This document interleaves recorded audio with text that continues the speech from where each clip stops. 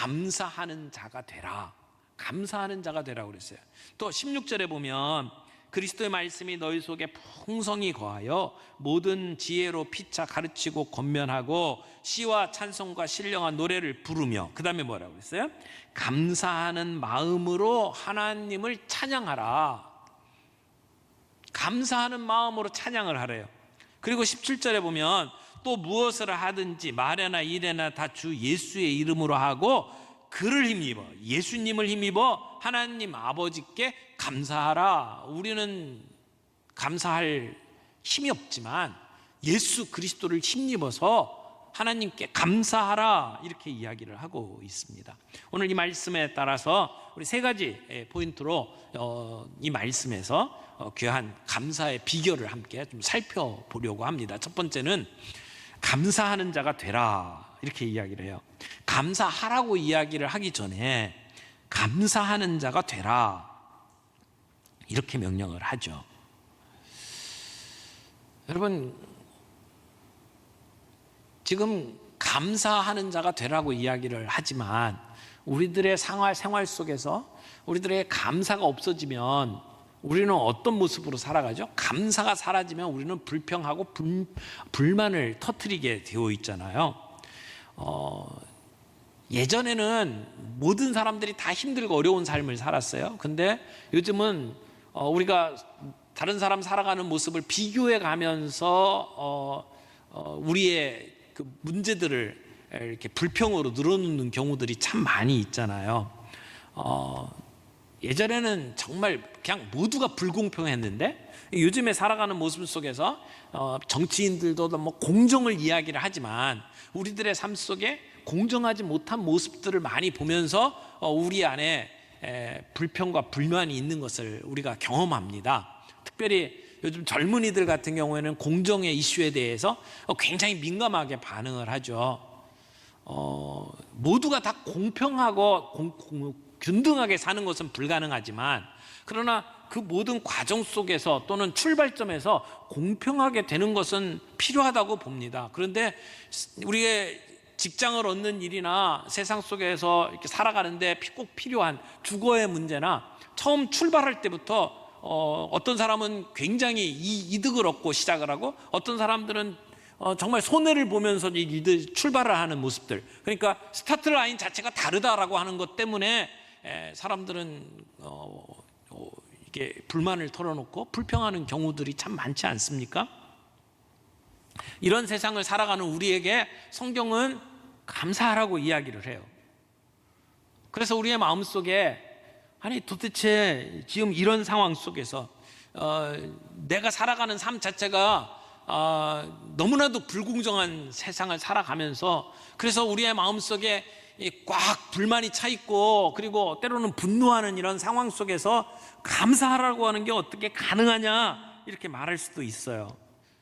그럼에도 불구하고 지금 사도 바울은 우리에게 감사하는 사람이 되라고 이야기를 해요. 감사하는 사람이 되라. 어떻게 하면 감사하는 사람이 될 수 있을까요? 그 앞부분에 이렇게 이야기를 합니다. 그리스도의 평강이 너희 마음을 주장하게 하라 라고 이야기를 해요. 우리는 원래 평강한 삶을 살도록 부르심을 받은 사람들이다. 그러므로 예수 그리스도의 평강이 너희 마음을 주장하게 하라. 여기 주장하게 한다라고 하는 말은 결정을 내려서 그것이 지배하도록 만들어라 라고 하는 얘기예요. 그러니까 지배하라. 뭐가 지배하도록 하라? 그리스도의 평강이 지배하도록 하라. 그러면 그리스도의 평강이 어떻게 우리의 삶을 지배합니까? 예수 그리스도가 내 마음에 들어오기 전에는 우리의 마음은 사탄의 영역이었습니다. 사탄이 우리를 지배하면 우리들의 마음 속에는 욕심이 주된 우리의 마음을 움직이는 동력이 됩니다.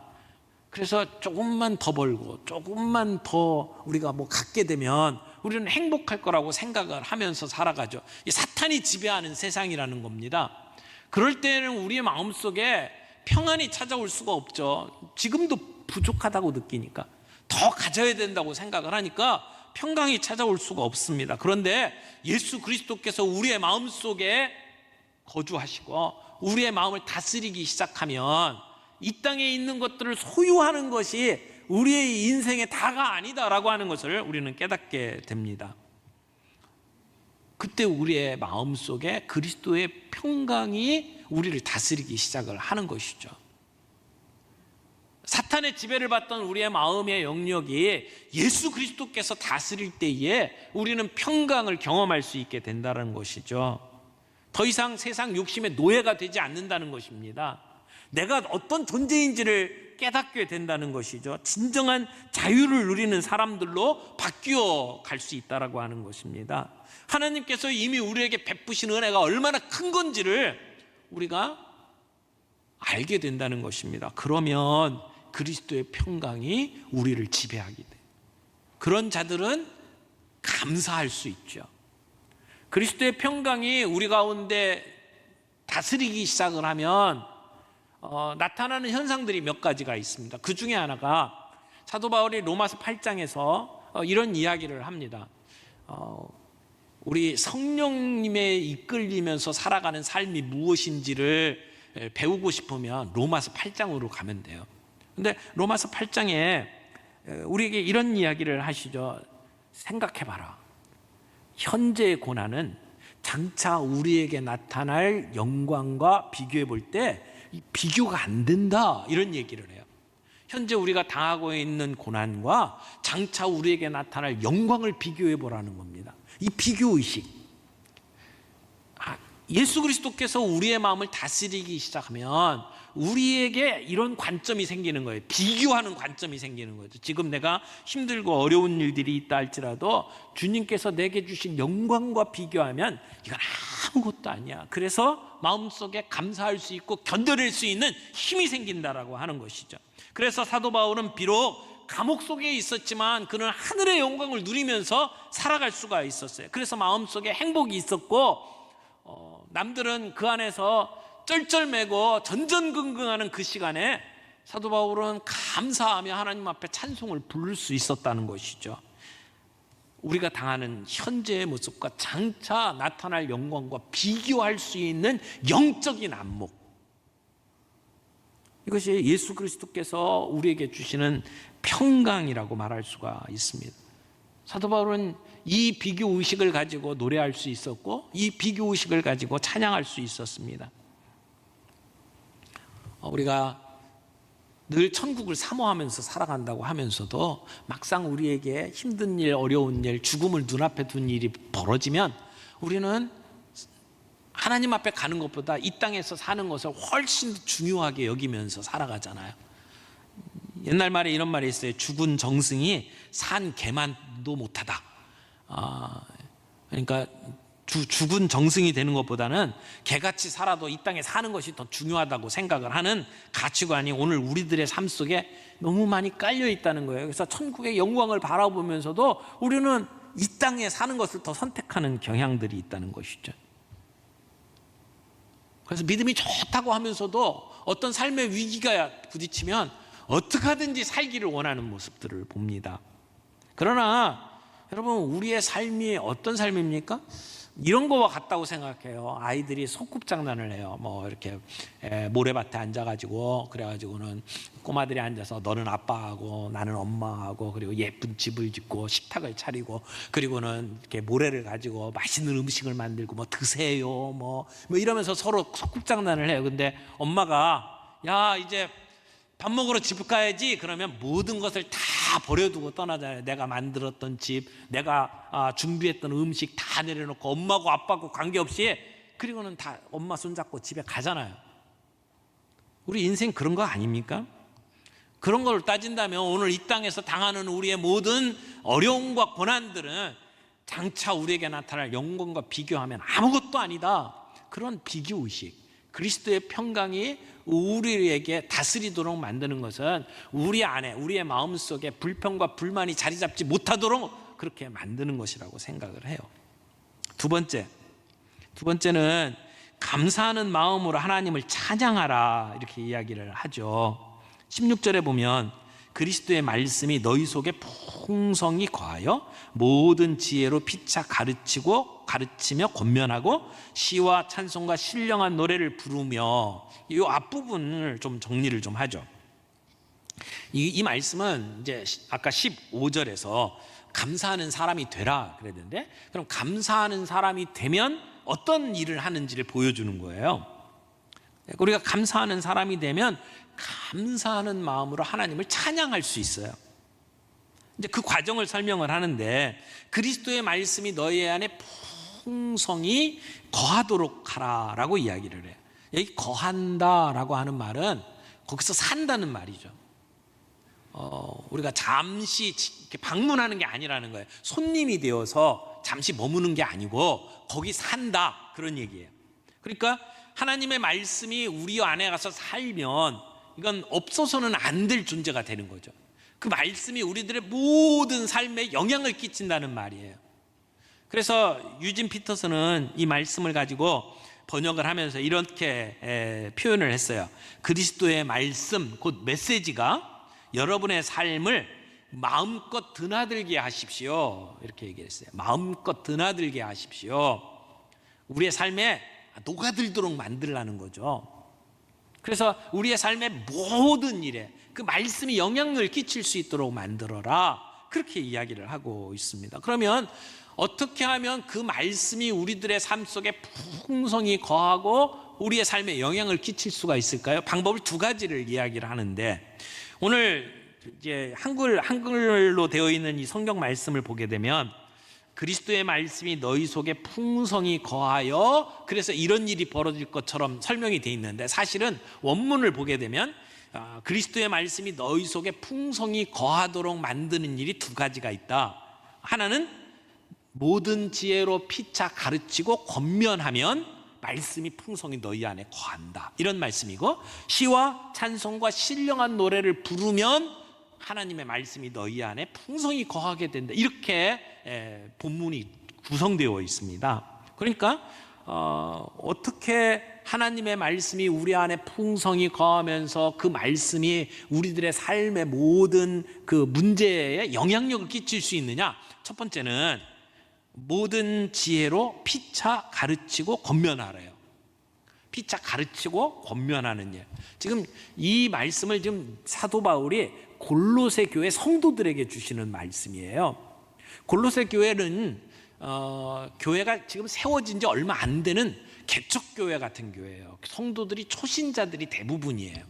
그런 성도들에게 지금 사도 바울이 뭐라고 이야기하냐면, 말씀을 가지고 서로가 서로에게 권면하고 가르치래요.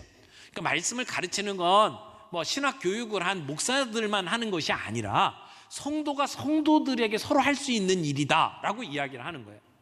여러분, 우리가 말씀과 가까워지자고 계속 강조를 했습니다. 그래서 공동체 성경 읽기를 통해서 말씀을 들어라.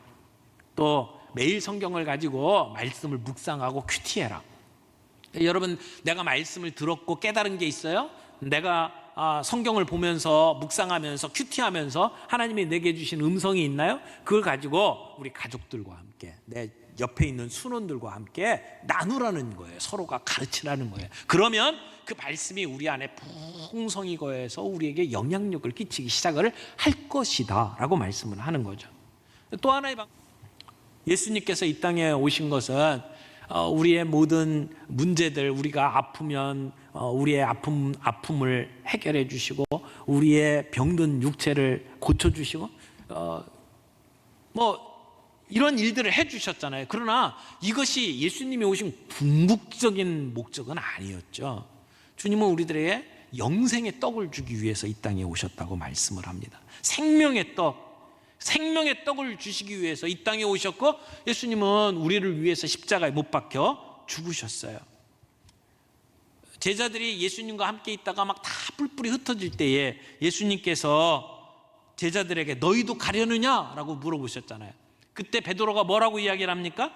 영생의 말씀이 주께 있사오니 우리가 누구에게 가오리이까? 영생의 말씀, 그것이 복음입니다. 그것이 우리들에게 생명을 줍니다. 그래서 우리가 하나님께서 우리에게 베푸신 그 생명을 붙잡고 오늘 이 땅에 살아가면서 하나님께 감사의 노래를 부르는 것, 이것은 우리 믿는 자들의 마땅한 모습이고 하나님은 그런 사람의 모습을 너무나 기뻐하신다는 것입니다.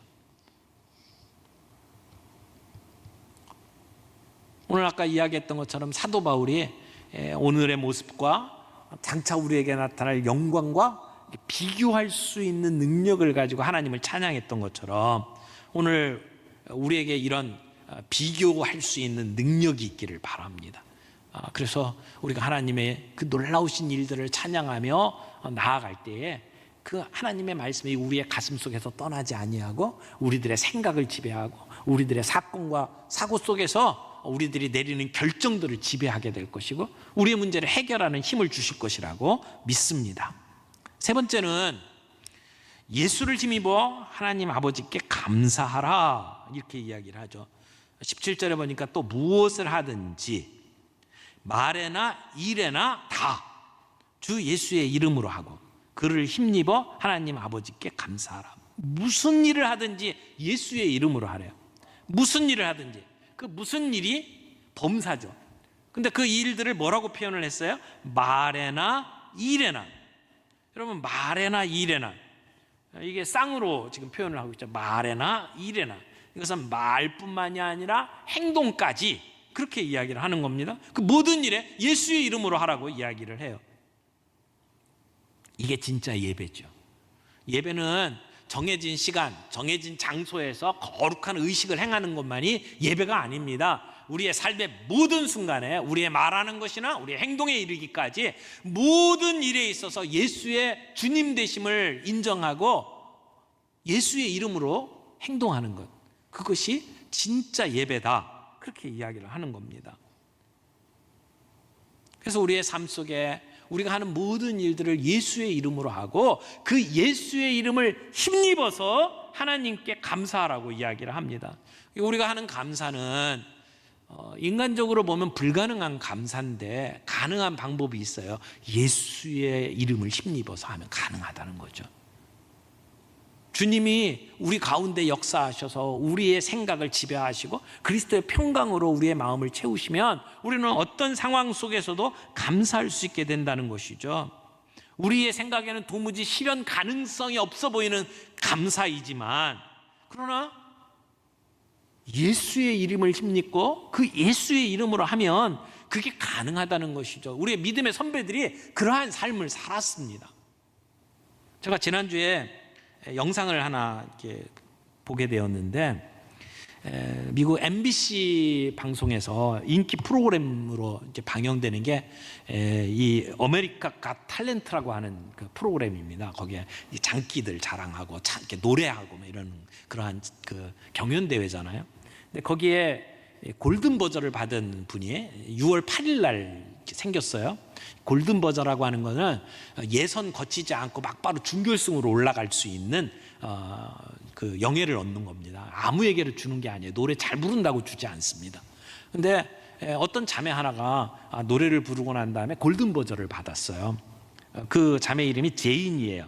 제인 마르크제프스키라고 하는 자매인데, 이 자매는 그 기독교 대학 리버티 대학에서 공부를 했던 자매입니다. 근데 이렇게 출연을 하게 되면 노래 부르기 전에 인터뷰를 하거든요.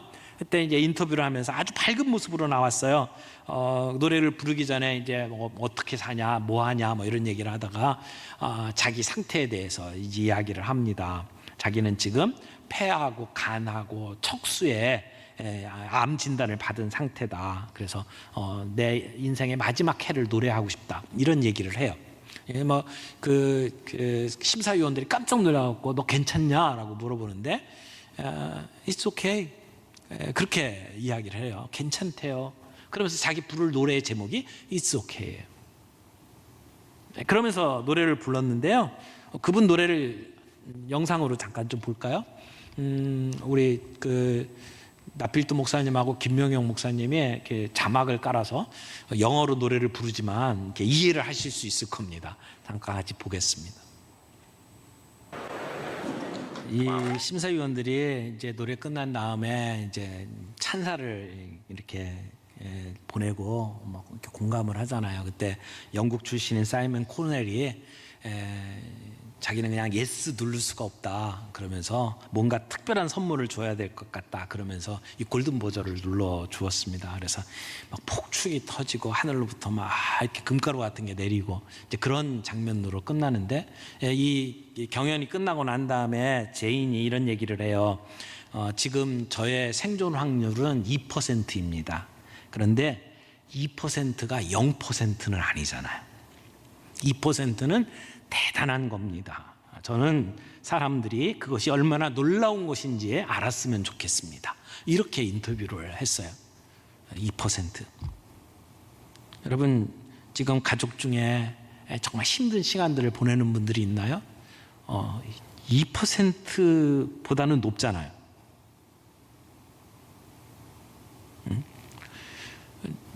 주님이 우리들의 삶 속에 힘들고 어려운 일들이 있다 할지라도 주님의 평강이 우리를 지배하고 우리가 정말 앞으로 우리에게 다가올 영광과 오늘의 삶을 비교해 볼 수 있는 능력이 있다면 우리는 절망하고 낙심하지 않을 수가 있습니다. 우리가 처해 있는 것이 어디에 있든지 그것이 초막이나 궁궐이나 결국은 예수님이 나와 함께하는 곳이 그것이 하늘나라라고 우리는 고백할 수 있어요. 사랑하는 성도 여러분, 우리에게 이런 능력이 있기를 바랍니다. 초자연적인 감사를 할 수 있는 능력, 그리스도의 평강이 우리를 다스릴 수 있는 능력, 우리의 현재 상황과 장차 우리에게 나타날 영광과 비교할 수 있는 능력, 그런 능력이 있다면 오늘 우리들의 삶 속에 비록 코로나로 인해서 정말 힘든 시간들을 보낸다 할지라도 우리의 육체가 허약해지고 우리가 병으로 인해서 정말 고통 속에 있다 할지라도 우리는 그 속에서도 감사하면서 우리 하나님 앞에 나아갈 수 있을 것이라고 믿습니다.